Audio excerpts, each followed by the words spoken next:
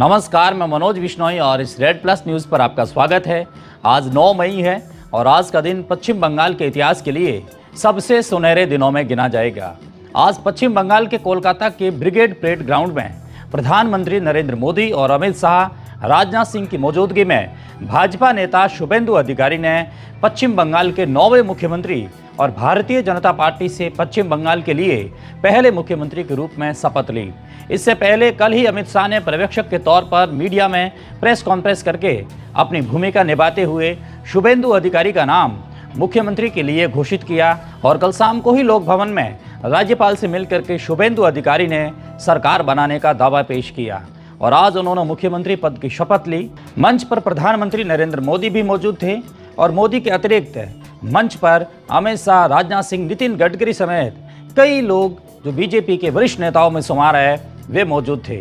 नरेंद्र मोदी ने मंच पर पहुंचकर सबसे पहले दंडवत होकर प्रणाम करते हुए दोनों हाथ जोड़कर पश्चिम बंगाल की जनता को इस बड़े जनाधार के लिए धन्यवाद दिया और शायद ऐसा पहली बार हुआ कि जब कोई देश का प्रधानमंत्री पश्चिम बंगाल की जनता को इस तरीके से दंडवत होकर के धन्यवाद दे रही हैं, उन्हें आभार प्रकट कर रही हैं।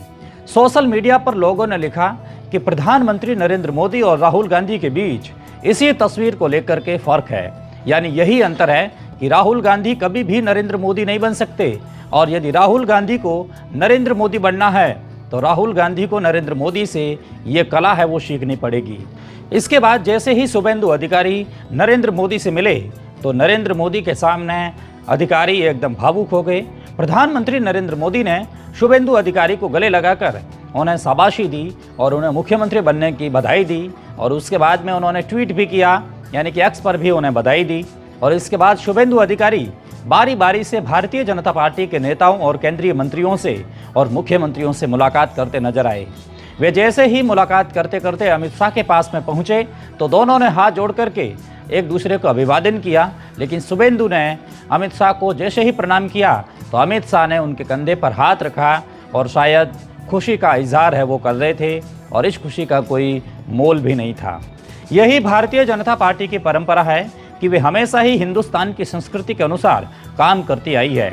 इसके बाद 55 वर्षीय शुभेंदु अधिकारी ने बंगाली भाषा में पश्चिम बंगाल के 9वें मुख्यमंत्री के रूप में शपथ ली और ये दिन पश्चिम बंगाल के साथ साथ भारतीय जनता पार्टी के लिए इतिहास बन गया है, क्योंकि बीजेपी से निकलकर शपथ लेने वाले शुभेंदु अधिकारी ऐसे पहले व्यक्ति है जिन्होंने पश्चिम बंगाल के मुख्यमंत्री के रूप में भारतीय जनता पार्टी से बिलोंग करते हुए शपथ ली। वर्षों तक वामपंथियों के अत्याचार में उलझा पश्चिम बंगाल पिछले 15 वर्षों से तृणमूल कांग्रेस यानी कि टीएमसी के दमनकारी रवैये से भी प्रभावित रहा है और अब जाकर के पहली बार पश्चिम बंगाल के इतिहास में भारतीय जनता पार्टी की सरकार बनी है और उसमें भी पहले मुख्यमंत्री शुभेंदु अधिकारी बने हैं। निश्चित तौर पर यह कहा जा सकता है कि भाजपा के लिए ये एक बहुत बड़ी उपलब्धि है। सोशल मीडिया पर कई लोगों ने अपनी प्रतिक्रिया देते हुए कहा कि ये प्रधानमंत्री नरेंद्र मोदी को हराना बहुत मुश्किल है।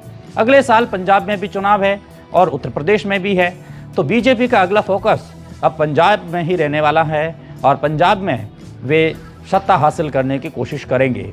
शायद इसी बात को लेकर के आम आदमी पार्टी की सुप्रीमो अरविंद केजरीवाल ने आज दिल्ली में प्रेस कॉन्फ्रेंस की और अरविंद केजरीवाल ने कहा कि अब जांच एजेंसियों का काम एक ही है कि वो चुनाव कैसे जितवाएं, यानी कि चुनाव जिताने वाली एजेंसियां है अगर कोई तो फिर वो जांच एजेंसी रह गई है।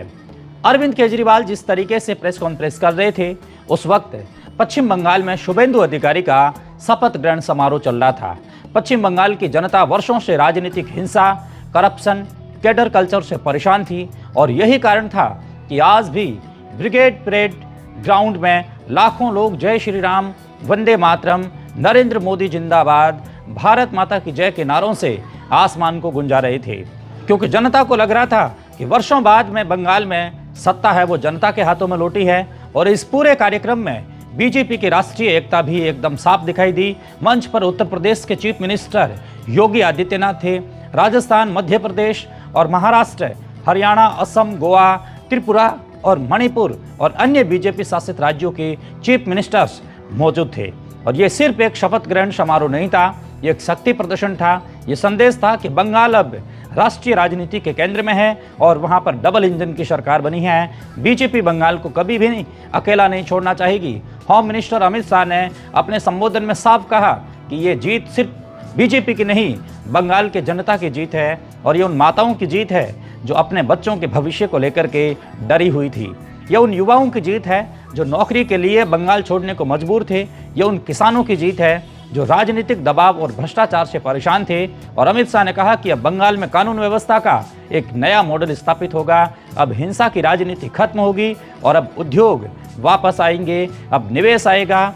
और अब शुभेंदु अधिकारी ने भी यही कहा कि हमें यही भरोसा है कि अब उनकी सरकार यानी कि जनता की सरकार है और बंगाल को विकसित भारत का अग्रणी राज्य बनाएगी।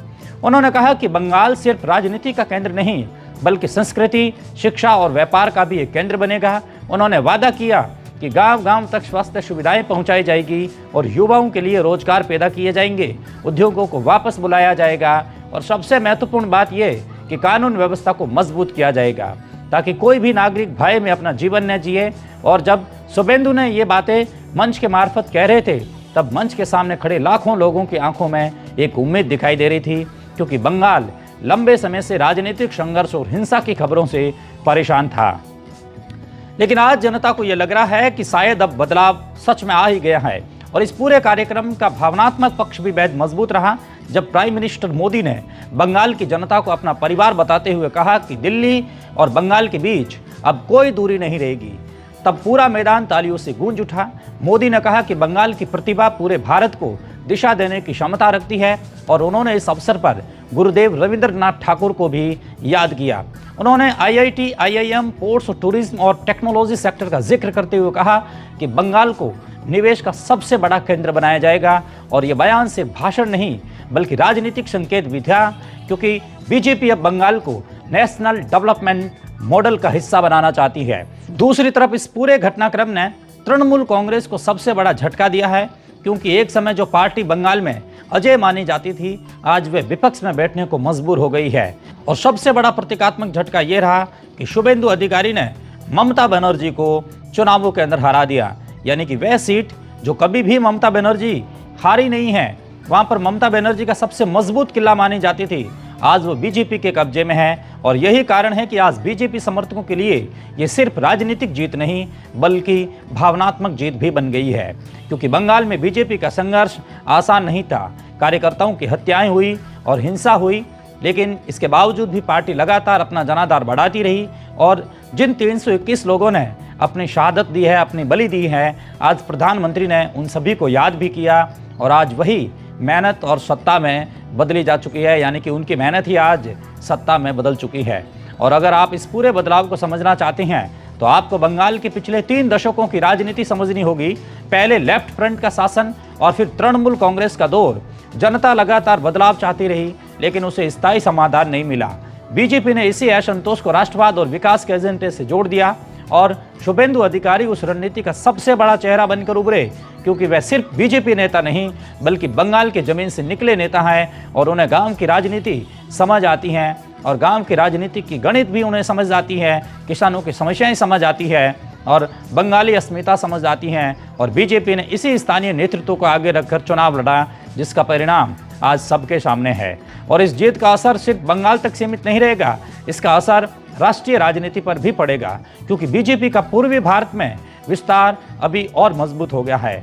बंगाल में सरकार बनने के बाद बीजेपी के कुल 17 चीफ मिनिस्टर्स हो चुके हैं और ये पार्टी की राष्ट्रव्यापी स्वीकार्यता का एक संकेत है। लेकिन अब सबसे बड़ी चुनौती शुभेंदु अधिकारी के सामने होगी, क्योंकि जनता ने उम्मीदों का पहाड़ खड़ा कर दिया है। बेरोजगारी कम करनी होगी, उद्योग लगाने होंगे, लॉ एंड ऑर्डर को सुधारना होगा और सबसे महत्वपूर्ण राजनीतिक हिंसा पर रोक लगानी होगी, क्योंकि बंगाल की जनता अब सिर्फ भाषण नहीं बल्कि परिणाम चाहती है। और शायद यही वजह है कि आज शुभेंदु अधिकारी के चेहरे पर जीत की खुशी से ज़्यादा जिम्मेदारी का भाव दिखाई दे रहा था।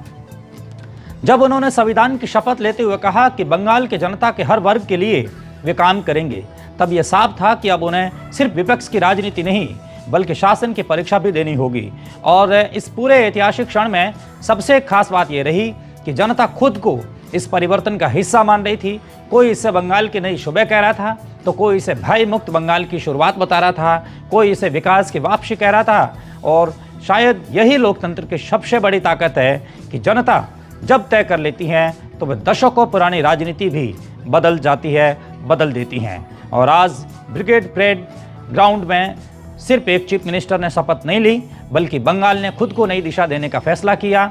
और अब आने वाले वर्षों में ये देखा जाएगा कि शुभेंदु अधिकारी और बीजेपी उस भरोसे पर कितना खरा उतरते हैं। लेकिन इतना तो तय है कि 9 मई 2026 यानी कि आज की तारीख भारतीय राजनीति के इतिहास में हमेशा याद रखी जाएगी, क्योंकि इस दिन बंगाल में एक नया अध्याय शुरू किया गया, और एक ऐसा अध्याय जिसमें उम्मीद है, राष्ट्रवाद है और विकास का वादा है, और राजनीतिक बदलाव की सबसे बड़ी कहानी है। और इस कहानी का केंद्रीय चेहरा है शुभेंदु अधिकारी, जिन्होंने साबित कर दिया कि राजनीति में कुछ भी स्टेबल नहीं होता। जनता जब चाहती है तो इतिहास बदल देती है, और आज बंगाल की जनता ने वही कर दिखाया है। आज बंगाल सिर्फ सरकार नहीं बदल रहा, बल्कि आज बंगाल अपनी दिशा में बदल रहा है, अपनी दिशा को बदल रहा है, अपनी सोच को बदल रहा है और अपनी राजनीति बदल रहा है, और समय के साथ वो करवट ले रहा है।